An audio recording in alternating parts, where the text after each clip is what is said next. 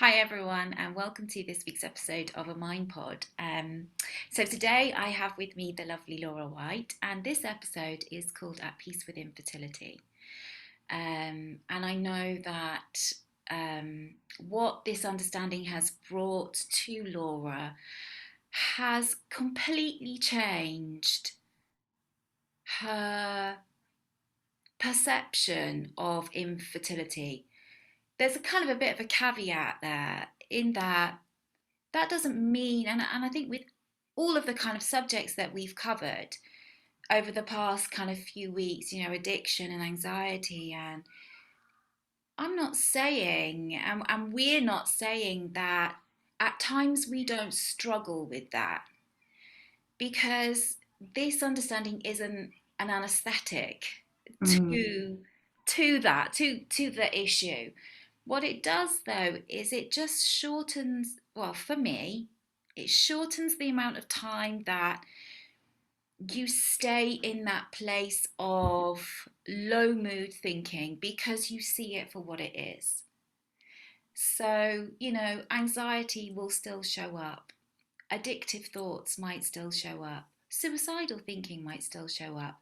Laura might still at times struggle with the idea of infertility, but the understanding that we share, it kind of like gives us a new pair of glasses to see it like we see it so clearly. And in that clarity, we're able to move forward and step out of the low mood thinking and come back to a place of our default place of like peace of mind.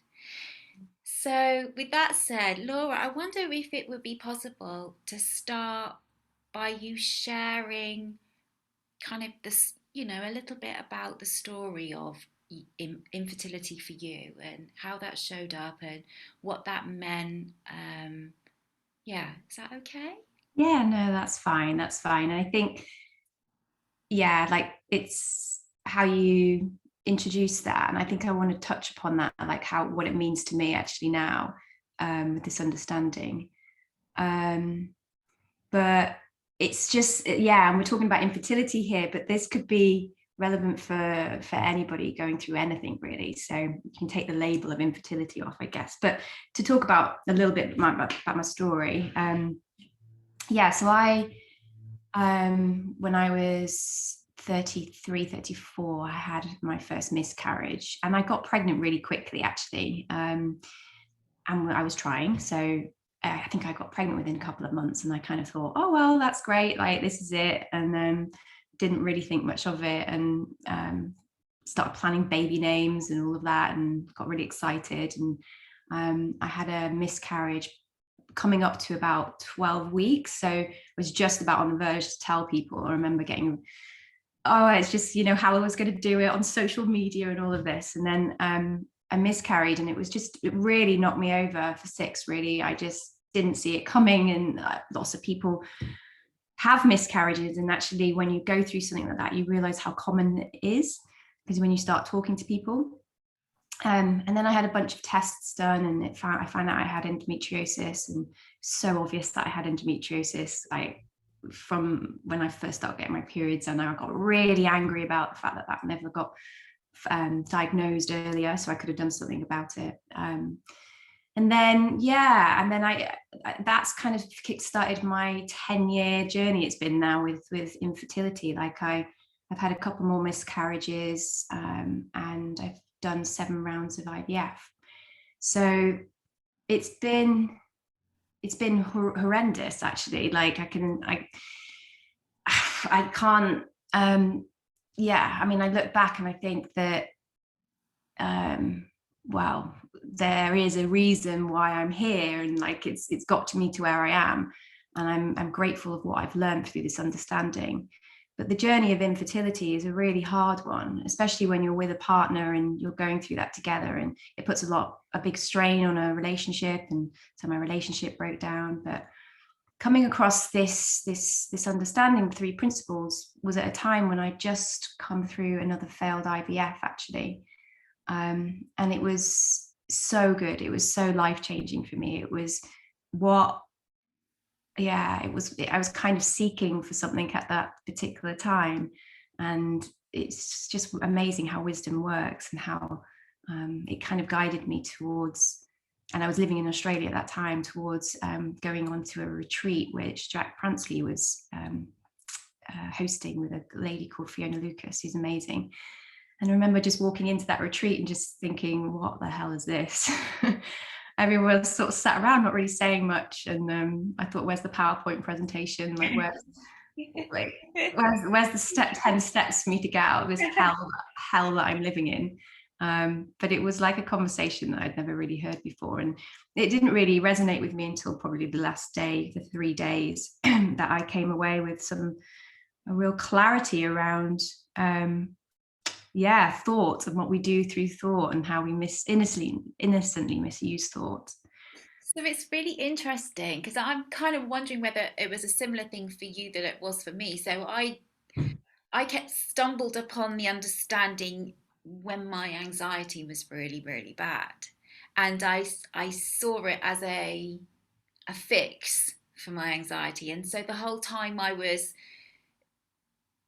I don't know, like learning more and listening, and from an intellectual perspective, I was completely focused on my anxiety.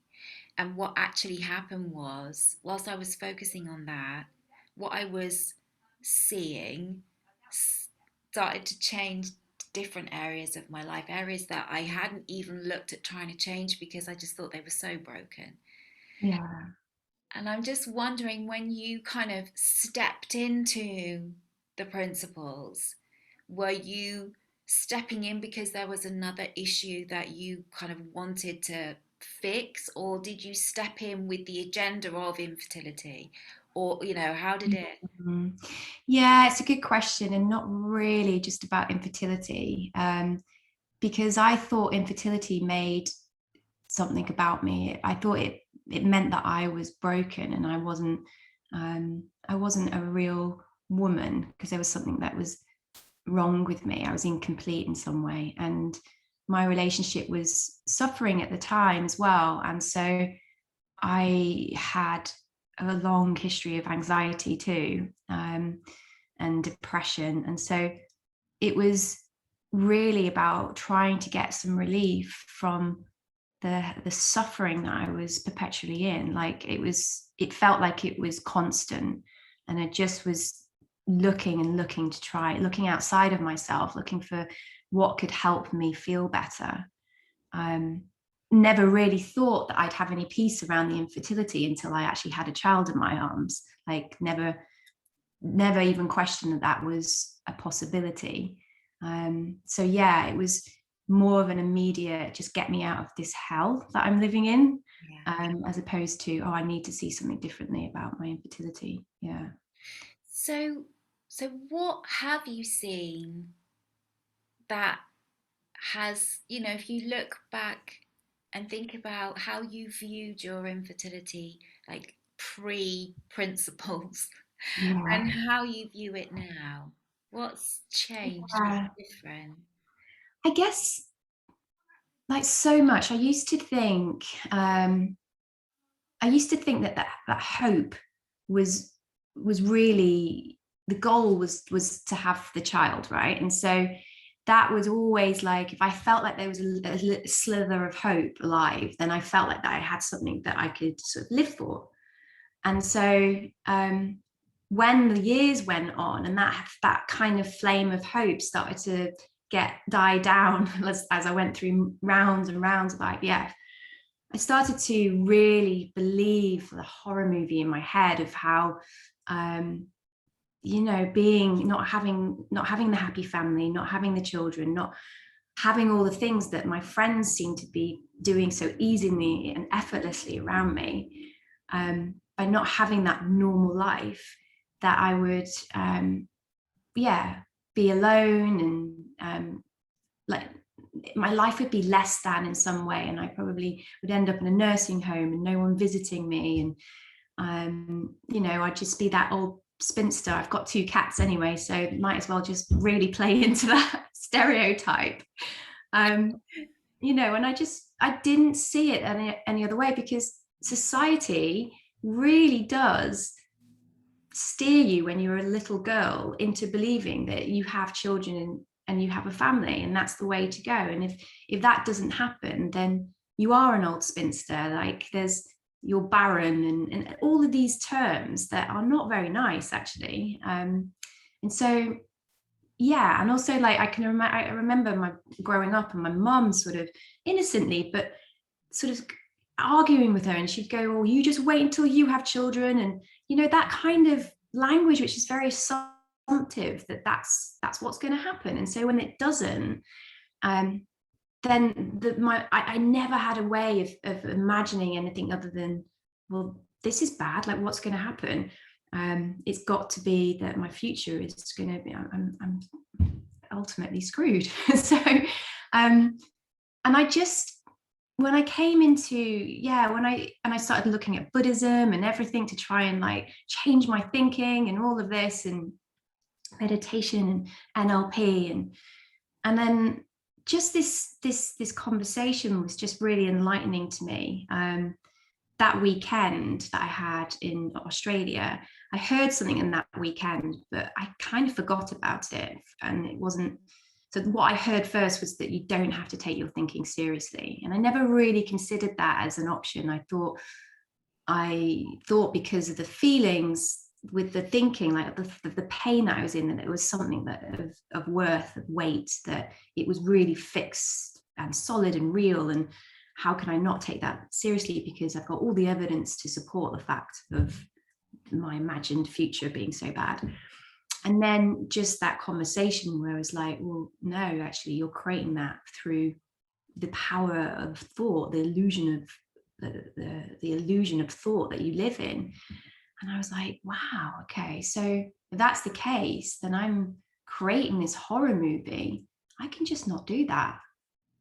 And it sounds so simple. I get it. It sounds so simple, but I'd never really considered it as a possibility. And that weekend, I just found myself just more at peace with where I was, because it's like the movie just got paused, and then what was put on instead was kind of just a silence. And I could see that there was lots and lots of DVDs that I could pick from. Like, I'm just showing my age, aren't I? DVDs. And it didn't mean one was better than the other. It was just what I was playing at that time was a reflection of where my clarity of mind was, and that's all it meant. And but I, like I said, like, I had that weekend, and then I kind of forgot about it, because I moved back to England and I got immersed in life, and my relationship did break down, and then I tried to seek outside of myself. How do I get that feeling back? It's, if I do another round of IVF, and maybe it'll work this time. And it wasn't really until then, yeah, I knew there was something about this conversation that I started to look a bit closer. But it was probably about a year later. I think that's so cool that, and that it's an analogy that I really like. The idea of the horror movie playing in our mind, Yeah. and us innocently mistaking that for truth. And then suddenly you start to see that it's a movie, and suddenly then you start to see that, like you say, you've got a choice Yeah. of different movies. And I think for me, the most helpful thing outside of seeing that I'm not my thinking, and thinking creates my reality, and I can't control it, and thinking creates feeling, and outside of that is connecting with who I really am. That's what's been transformational for me, because when I go there, it doesn't matter how confident I think I am, how successful or not successful I think I am, how fertile, how, Mm, how because all of that content is in the DVD. yeah. And who who I am is always whole and perfect, regardless of anxiety, suicidal thinking, addiction, infertility, regardless of those like horrific movies that we have playing.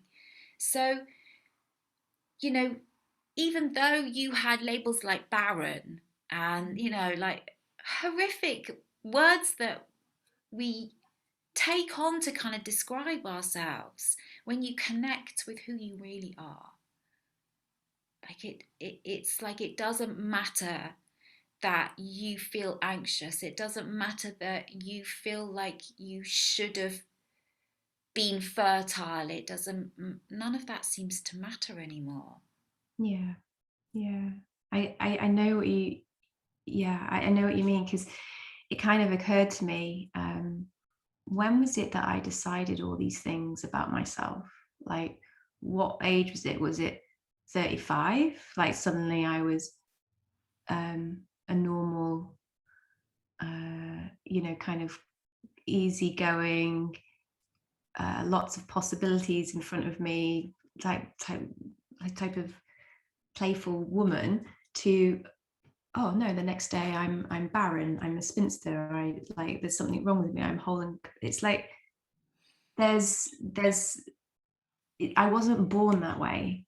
It's a label that, yes, I think society kind of do, it does infiltrate in, and you kind of take it on and you put it in your rucksack, and you kind of, oh well, that's part of me now. But Mm. I made that decision, and I use this word quite liberally, but it is innocent. Like Yeah. I did it because, not because, like it's just, it was a natural, it was natural for me to do that. But it was just so freeing to see the labels that I put in my backpack, that I kept on gathering as evidence to support this idea of myself, of not being worthy in some way. So, but you're right. Like, if you think about it, we're not born like that. We're born the same. We're born whole and complete, and just pure love, pure wisdom, pure consciousness. And then everything else that's on top of that is learned, and Yeah. it can be unlearned. And Yeah. it doesn't take going, it doesn't take years and years. Right. It can be just, it can be a thought away, from realizing that, oh, okay, yeah, I thought that a minute ago, but I don't think that now. Just in the same way that we used to think the world was flat, right? And then someone went, oh no, no, no, it's round, and you're like, your belief can change in a second. Yeah, um and that's so cool that you've mentioned that, because seeing like, and I know you've mentioned this word a few times, like possibility. mm, Like suddenly I became open, like something in me opened in my heart, that mm, opened to the possibility that the Nikki that I had created might not be true. And that, so, and the Laura that you had created might not be true. mm, That possibility, it's like, oh, like it's like a light switch goes on, yeah, and suddenly you see, and and it can happen. It can happen in a moment. yeah. So, where are you now in terms of fertility? Like, how does it look to you today? With the caveat again that it changes. Like, and this is, Totally changes. yeah, like this is what I say to people all the time, is that, people will, how have you been? Oh, up and down. Yeah. Welcome to the human experience. Yeah, yeah, yeah, So today, with the idea that maybe like this evening or tomorrow it can change, but you know that now. yeah. How does it feel today? Like, how does it feel now? I think I think because I have this memory of that incredible peace and well-being that I experienced when I first came across this understanding with regards to my infertility, and how I was kind of first impacted by that and this understanding. And there's it's funny because you come into that and you feel this incredible relief, and then, like you say, life hits you, and there can be, and what I'm noticing more and more is that you can kind of three principle yourself, like where you're kind of like, oh, I shouldn't be feeling grief anymore. I shouldn't be feeling insecurity. I shouldn't be feeling like this because I know the three principles, and like Mm-hmm. it's not right because I have all of this knowledge. And I think we can probably over knowledge ourselves in this Yeah. because I get intellectual about it. And that's what I felt like I've done, because although I had this incredible piece, I had that as my reference point, as the standard to abide by. And it's we're human beings. My God, come on. It's like, so I noticed actually only a few weeks back, my friend told me, who's my age, she's 42, had a call with her, and she's been going through the same thing. It's how we bonded, actually. And she says she was pregnant. And I was so happy for her, but also I was so upset because I didn't show it to her. Like I was very, yeah, I mean, I am so happy for her. I love her dearly. Of course. And then when we put the phone down, I was like, I was absolutely inconsolable. And it was like this grief and this rage and anger and the injustice. And oh, I feel like crying now. And it was, yeah, just hard. And I kind of, I tried to 3P myself out of it. I was kind of like, I need to pull myself together. This isn't right. You should be really, really happy for your friend and whatever. And it's like, no, we're allowed to feel the whole human experience. And actually, me feeling grief and anger is healthy. And I just, and there's something in noticing that and actually honoring it and being kind to myself. And I think I wasn't probably for a day. And then I thought, no, do you know what? I feel like just crying and sitting on the sofa and watching Netflix movies all day. So that's what I'm going to do. And not, No, I love that. That just reminded me of something. So yeah, I can remember having a conversation with somebody about my childhood trauma, like the trauma that I went through as a kid, and I was really struggling with feelings of anger and regret and resentment and struggling because I felt like I shouldn't be feeling like that. yeah, And she said to me, Nikki, that's a sign of your health. mm, Why are you in denial of that? Why are you pushing that away?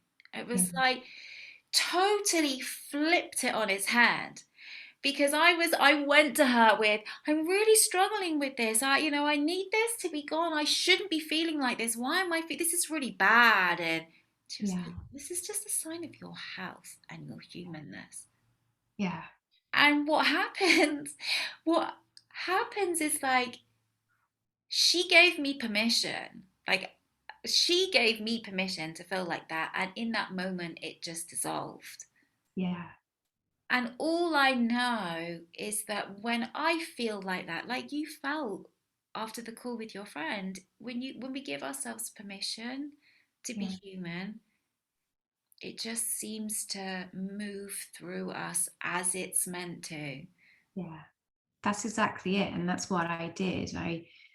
Um I gave myself the space to grieve. I gave myself the space to feel all the feelings of that were coming up, that were rising up in me, that I had no choice in. They were there. Like it's like trying to suppress a fire, Mhm. where I just let it burn for however long it needed to. And that kindness to myself meant that, you're right, like it just didn't burn as long as maybe it would have if I'm trying to like put out a fire constantly. No, this is not right. I shouldn't be feeling these things. I know enough about this understanding. And that was a real, I think I have been trying to do that quite a lot actually over the past year, where yeah, I'd feel grief and I'd be really upset with myself for what I thought was taking 10 steps back. When Yeah. actually, really, it's seeing that I'm taking 10 steps forward. Like I'm honoring myself as a human being, have a human experience, and those feelings that come up want to be released, to let them, Yeah. however that might, however that looks, like it should be for me in that moment. So yeah, and at that time a couple of weeks ago, it was just like have a big cry and watch movies all day. Like it might be something else another time, but I'm just more noticing and being kind to myself that it's fine. It's fine to feel these things, and that, like you said, they pass so much quicker Mhm. because there's not a resistance to it. Yeah, because you and I both know that, in the it's the resistance that keeps it in place. It's the Yeah, seeking something to be different that seems to keep it there. yeah, When we're not, like, I'm not a magazine cutout of a person. I'm yeah. a fully fledged human being, and I struggle and suffer and cry and get angry and get Yes. pissed off and sad and lonely, and and all of those things. The difference now is that when I feel like that, I don't automatically think there's something wrong with me. Mm, I just see the health, and it passes. yeah, yeah. So yeah, It's the health in the system, like it's working perfectly. yeah, It's the way of it, and I think that's what this, yeah, I'm just so much more attuned into what my body, what I like, the symptoms of my body, like if I'm feeling um yeah, like tight or constricted, or I'm feeling overwhelmed, it's like to look at that. It's not to ignore it or to think that because I have a more of an understanding of how the mind works, therefore the mind needs to behave itself. Like it's just it's not how it works. And yeah, but there is something in knowing how it, in understanding how or what's happening, or just being more aware and more present to what is and what's rising in that moment. There's an ability to tap into what wisdom is trying to show you or tell you, or the way forward in a way that just clears the space in my head, that I'm not constantly overthinking and analyzing. I do get caught up in that, don't get me wrong, but I know from the feeling that brings me in, there's not a clear way forward in that processing of analytical thinking. And so there's just much more of a connection to myself, to my body, to what needs to be done. And like from the fertility point of view, it's like I see that there's now infinite possibilities of what could happen, and I don't know how that's going to play out, and I find myself moving in directions without this needs to happen this way, because if it doesn't, then my life means bleakness, bad. Like it's I kind of just don't buy into that. And so I'm doing things, and yeah, and without the expectation of what it should look like. And it might be that, I end up having children through an egg donor. It might be that I have children adopt, or maybe I meet someone with children. I don't know, like I don't have children. Like I don't know, it's all on the table and it's yeah, fine. I don't need to figure it out, because I know that there will be something that will guide me, and I'll kind of know the decision or the direction to go in, and I don't need to figure it out over in my busy thinking, which I always thought the answer was there. I love what you said about expectation. I've got to tell you that Yeah. like I was talking with my daughter. I know you know Yeah. her. Yeah. Yeah. She's lovely. So, so you know, she doesn't really know a great deal about the principles. We don't talk about it a great deal, but we were having a conversation, and my son was there, and she came out with something that was just so profound. You know, like they say, out of the mouths of babes, like the wisdom. You know, it was just an indication of the wisdom that it is in. It was like, there it is. She said, expectation is the death of all joy.